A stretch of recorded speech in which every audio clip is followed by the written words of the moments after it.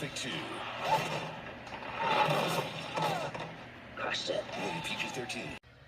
Yeah, one would automatically think that Pitch Perfect 2 would stand no chance against the highly anticipated Mad Max movie, but box office said otherwise. Welcome to Time About the Movies, everybody. We have 3 movies to look at as we continue on with the summer 2015 movie season, and we start off with really one of the big surprise hits of the year, and that is Pitch Perfect 2, which is, of course, the sequel to the 2012 movie, which in and of itself was a big surprise hit.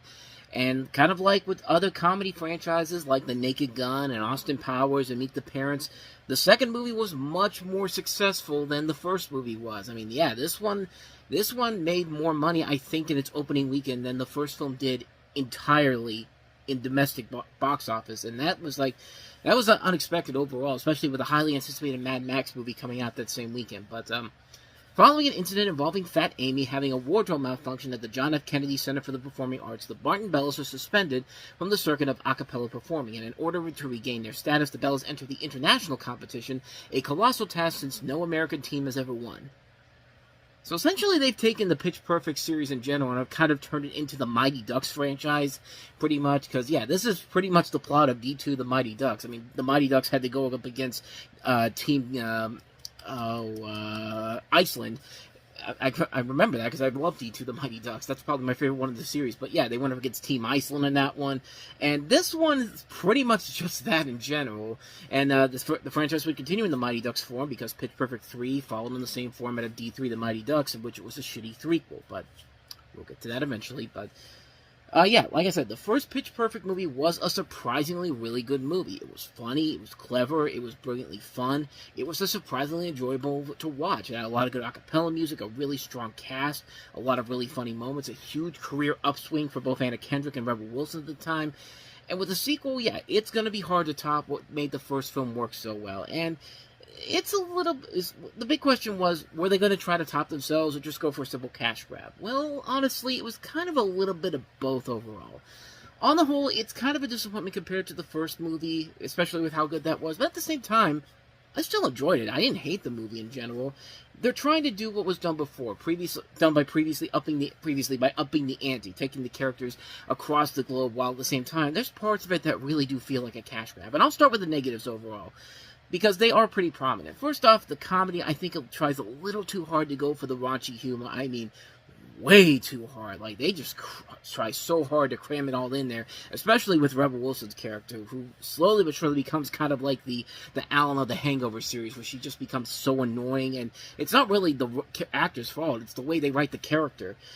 One of the things I really liked about the first movie was that they weren't cramming down the raunchy humor down your throat. Like, it was actually letting these characters be funny, like in Bridesmaids. It just seemed like Elizabeth Banks, it just seemed like they were just used to the gross-out comedy, and in What to Expect When You're Expecting, you know, that movie's just bad on so many levels. I really can't blame her for the faults of that film in general. Like, it felt like they were trying really hard to push her as the next Russell Brand, and not in the good way. But then again, Russell Brand is not really that great has really fallen off a cliff since Get Him to the Greek and Forgetting Sarah Marshall. I mean, the first movie actually made me laugh hard when she was in it. It was one of the first movies that I ever saw Rebel Wilson in that made me go like, wow, this woman's got a bright future ahead of her. And they really did not do a good job of keeping that same level of greatness to her in the movies to come. Like, I mean, in this movie, it felt like they were trying to bring her back to that gross-out level that she had started in with Bridesmaids. I mean, you made her a funny character in that movie without resorting to the same cliches, but,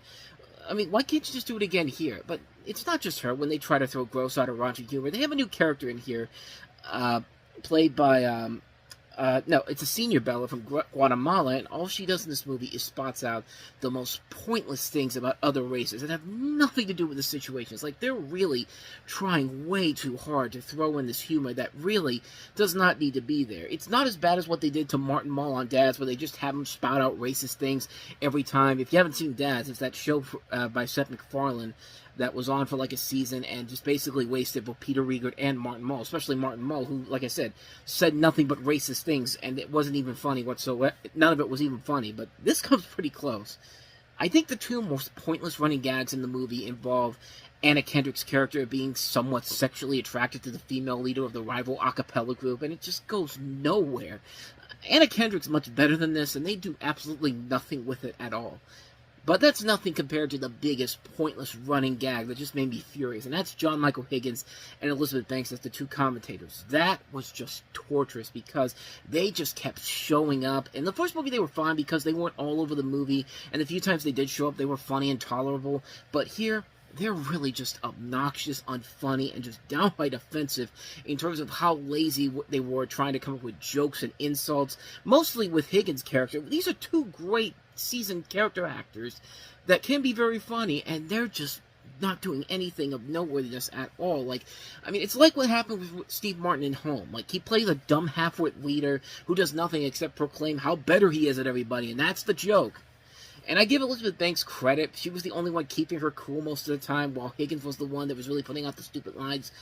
And that really took a lot of the enjoyment out of me. But then again, Elizabeth Banks is the director of this, which I'm actually kind of surprised she didn't go on that same level with him. It just goes to show you what she's capable is she has a tolerance level with a character like this. And another thing that I really didn't like is that they seem to have way too much story going on. Like, it's one of those sequels where they cram in so much stuff. Kind of like what we just saw with Avengers Age of Ultron not too long ago. But, yeah, the Bellas trying to win a world championship. You got Becker starting an internship at a record company. You got a new girl joining the Bellas, as well as falling in love with Benji from the Troublemakers. You got Bumper and Fat Amy rekindling their relationship. The Bells go to a camp to find their voice again. I mean, it's just like, so much is going on in this movie. It's just like, you can't just be simple with this. Like, I get it. You have to go bigger because the first movie was such a big hit. But you gotta at least simplify the story to make it make sense for the audience. Like, there's a part of the story that I really didn't like. The fact that, you know, they have this running bit about how a cappella singers can't do original songs. And all I can think to myself is, why not? I mean, they never explain why this is a problem. They just say, you can't do that. And that's just the end of the conversation. It's just like, well, why not? There's no rule out there that says that you can't make up original songs. It's just like, I would understand if they give you a reason, like maybe you can't do it because they feel like it's cheating against the rules and all that, but no, they just say, you can't do it, and then that's it. Just like, the only reason they bring this up is so that the Bells have to use an original song to win the world competition in the final scene, and that's it. I mean, it's just, it makes no sense whatsoever. And maybe the biggest problem with the movie overall is that it doesn't focus on all the Bellas as much as the first film did. Like, you've got, you know, the main focus this time around seemed to be on Becca, Fat Amy, Chloe, and Flo. And Emily, the new girl, played by Haley Steinfeld. And then everybody else, like Stacy, Cynthia Rose, Lily, Jessica, Ashley, they're just kind of pushed off to the side and not given much to do. They've got a couple lines here and there, but some of them don't even get a full sentence in this movie. It's just like, the first movie did a good job of balancing everybody out and giving them each their own say in a situation, but here, it just seemed like the main focus was on the main draws, like Anna Kendrick, Rebel Wilson, Brittany Snow, Haley Steinfeld, and Chrissy Fit, but, I mean, it just didn't feel like the main focus just wasn't there. It seemed to be more centered on the prominent names than the entire group, and that really kind of dinged it in the long run, but to its credit, there are a lot of things I did like. I think the cast overall is working once again well with each other. Anna Kendrick once again gets a lot of good moments on screen. Rebel Wilson does still get some good laughs here and there. I thought the other characters overall did a good enough job. I like the fact they brought everybody back. Skylar Astin, Anna Camp, Adam Devine, and Ben Platt, and they didn't feel forced in. I thought Haley Steinfeld and Katie Segal were great new additions to the film. They still have that charm to work with very well, no matter what material they've given to them.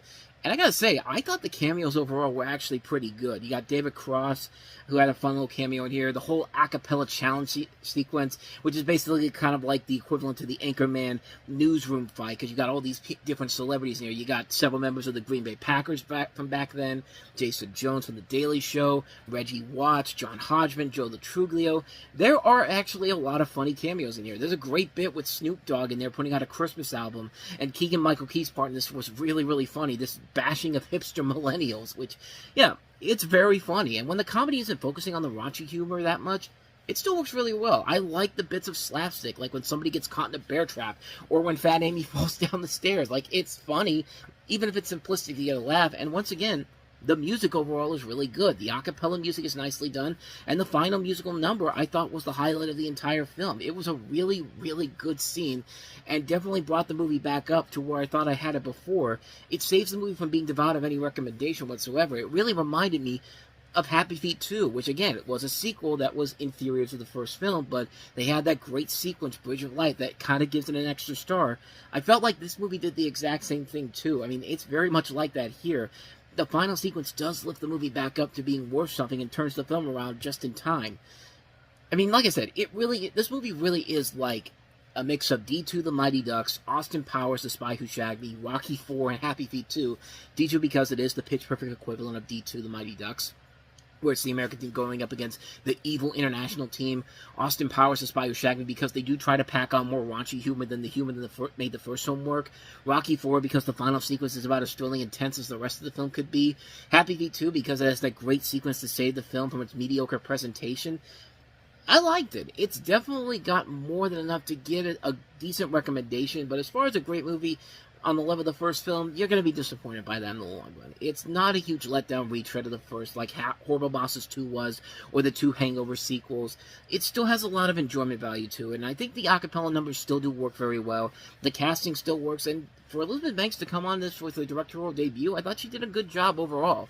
It's a decent little film. I don't think it's as good as the first film is, but it's still fun. If you want to see a good sequel to the series, this is probably your best bet here overall. But don't go in there expecting something as good as the first one. So overall, yeah, like I said, a good movie, not a great one, but trust me, after Pitch Perfect 3, you're gonna be praising this one a lot more than that film, because that certainly was what happened to me when I saw Pitch Perfect 3. But again, we're still about 2 years away from that, so. But, yeah, like I said, Pitch Perfect 2 was the surprise hit of that weekend, and you're probably thinking to yourself, well, Mad Max Fury Road came out that same weekend. It was a highly anticipated film. I guess that was a major disappointment, right?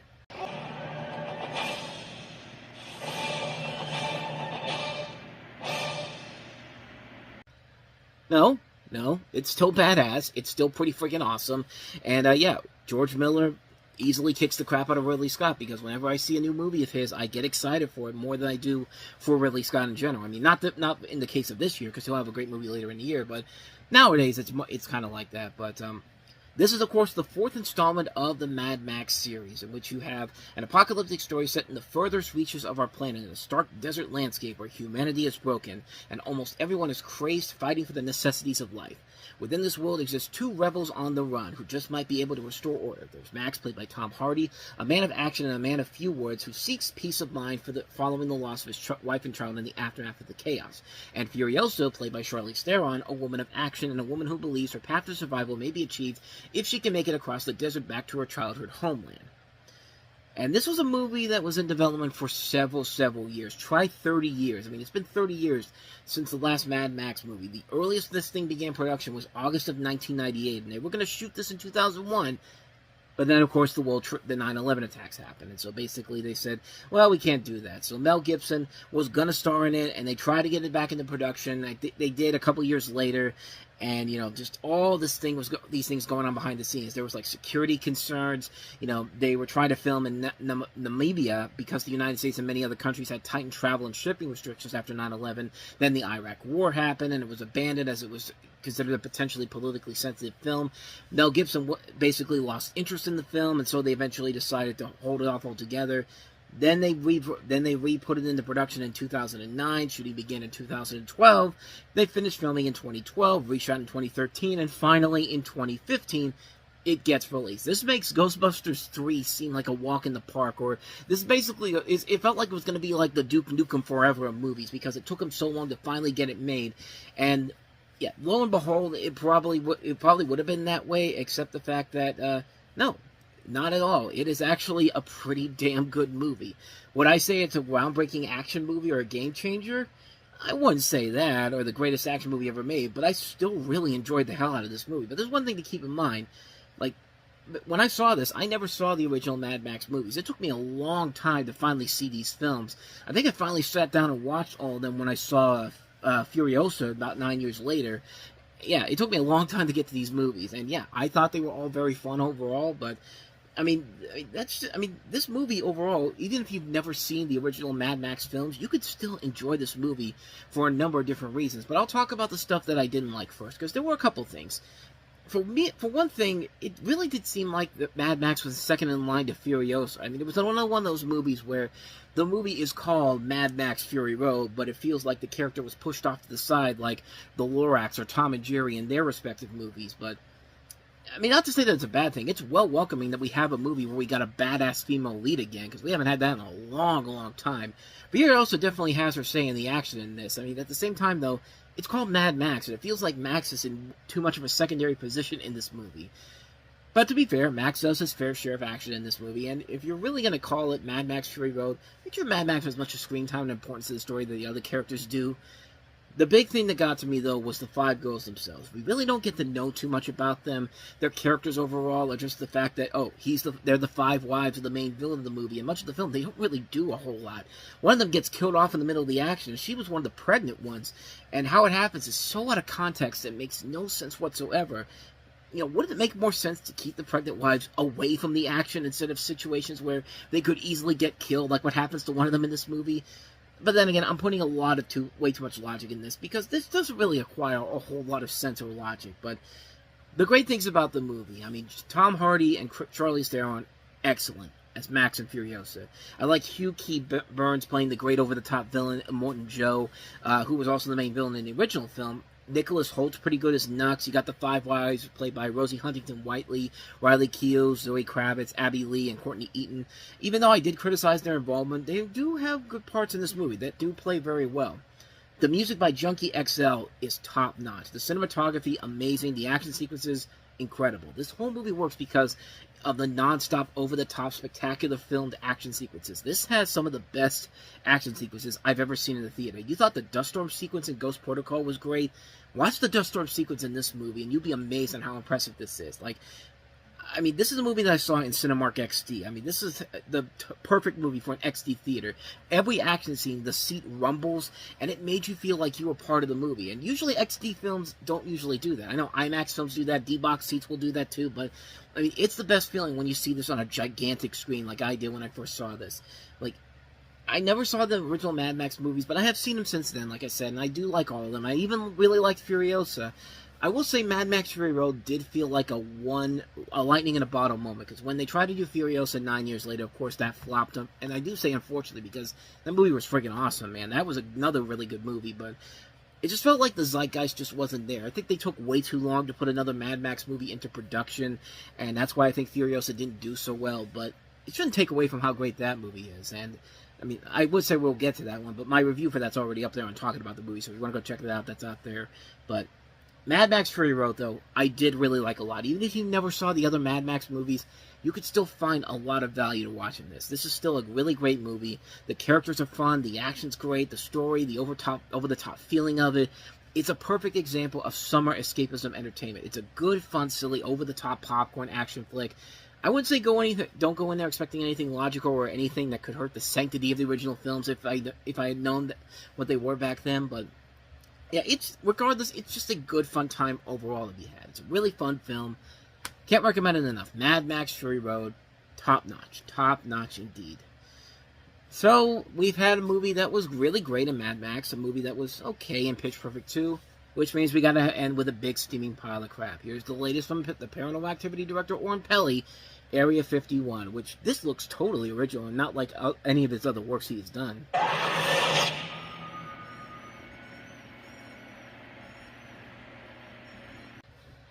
Why did we want to go to Area 51 and do the stupidest things ever? I mean, it's not just this movie, but keep in mind, 4 years later, everyone was going to go ahead and, storm Area 51 by doing the Naruto run, and, I mean, it's just like, why? Like, why do you want to go down in these places? But then again, this is the definition of another one of those movies that has been done to death before, where stupid idiots decide to do something really stupid, and they pay the consequences for it. And yeah, stop me if you heard this plot, because this is such a groundbreaking premise that I've never heard before. It's a found footage horror film with 3 guys who are obsessed with breaking into the U.S. Air Force highly classified facility known only as Area 51. These three young friends and zealous conspiracy theorists, Reed, Darren, and Ben, travel to Las Vegas equipped with state-of-the-art gear. They team up with Jelena, the daughter of the secret installation's former employee, and summon up the courage to sneak into the facility, intent on unearthing its otherworldly mysteries. There in the bowels of the heavily guarded compound, terrifying truths and unfathomable knowledge await. And only the audacious UFO's investigators' raw footage can prove their existence. However, can they make it back in one piece to share it with the world?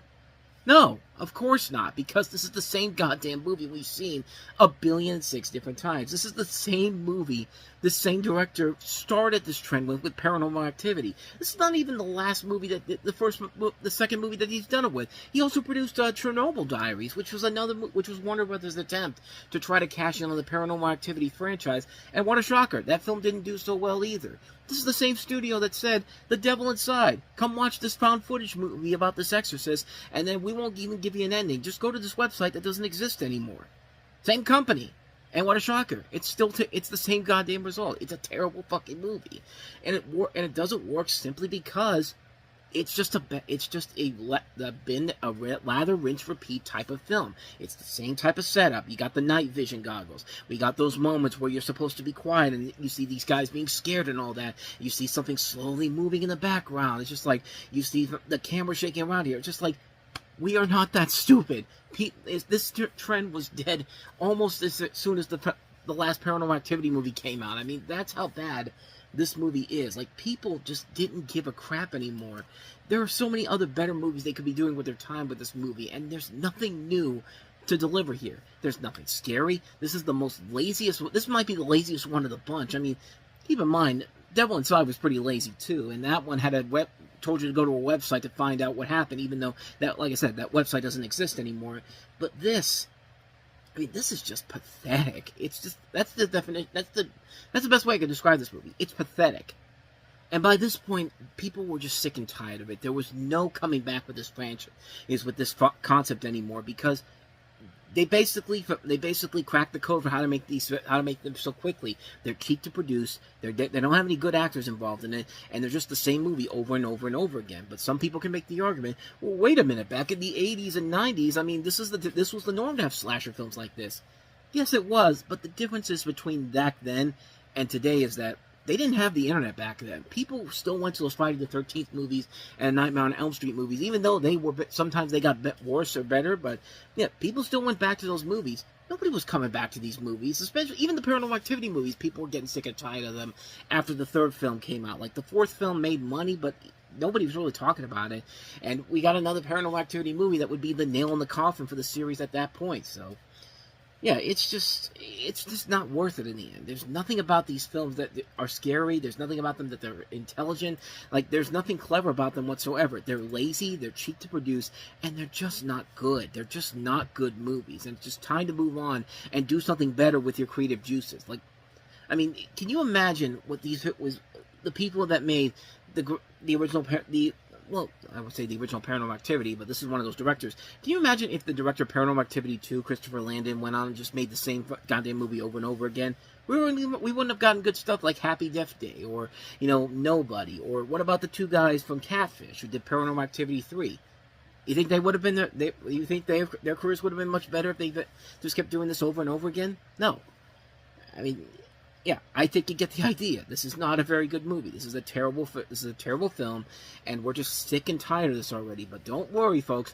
Jason Blum is going to make sure one of these movies that was cheap to produce and features that follows the same format as it again, because we got another one coming up in a couple of months' time. But we have some time to get there, so I'm just kind of rambling on at this point, honestly. Not much more to really say about this, except, yeah, Area 51, just go play the arcade game. The arcade game is much funner to play than watching this movie. And so, with all that said, we wrap up another episode of Time About the Movies. And the next time we meet, we'll take a look at 3 more movies on Memorial Day weekend, including Brad Pitt's live-action follow-up to Mission Impossible Ghost Protocol, which sadly was not a big hit. And I do say sadly, personally, because I thought this movie was pretty good. Until we got to the third act, Disney's Tomorrowland, based of course off the Magic Kingdom and the Disney World and Disneyland attraction. But we also have a terrible remake of an 80s horror classic, Poltergeist, which you wouldn't think would be that bad considering it's directed by Gil Kenan, but yeah. not the best movie overall to take a look at. But we also have When Marnie Was There, the latest film from Hayao Miyazaki, and you know what? Why not? Let's go ahead and combine both weeks into one show. We'll also take a look at the last week of the month of May, because there's only 2 movies to look at. We have San Andreas with Dwayne Johnson, and then we have the infamous Aloha from director Cameron Crowe, which basically kind of killed his career for a little bit, featuring a cast that included Bradley Cooper, Jennifer Lawrence, Alec Baldwin, and I remember back when that movie came out, I said I wasn't going to review it. So it's been 11 years since then. I'll check it out. I'll finally take a look at it and see if it is worthy of the criticisms that it had. But, yeah, so we'll combine 2 weeks next time around, May 22nd and May 29th. So 5 films to take a look at. We'll take a look both weeks coming up tomorrow. So with all that said, though, thank you so much for watching this. I hope you enjoyed it. If you did, please go ahead and do me the honors of hitting that like button, that subscribe button, and that notification button. Also, don't forget to check out our playlist, and don't forget to check out the previous episode we did. With all that said, whether it's in the past, the present, or the future, I will see you at the movies. Take care.